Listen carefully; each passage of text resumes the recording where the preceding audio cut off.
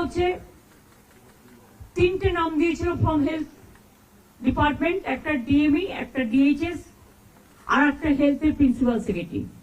আমরা ওদের বোঝালাম যে একসাথে যদি পুরো ঘরটা খালি করে দেওয়া যায় তাহলে অ্যাডমিনিস্ট্রেশনটা চলবে কি করে। সুতরাং আমরা ওদের কথা মতো ডিএমই এবং ডিএইচএস কে সরাবার সিদ্ধান্ত নিয়েছি এবং তাদের সম্মানজনক ভাবে, এর থেকে উঁচু পোস্ট ওদের আর কিছু হয় না।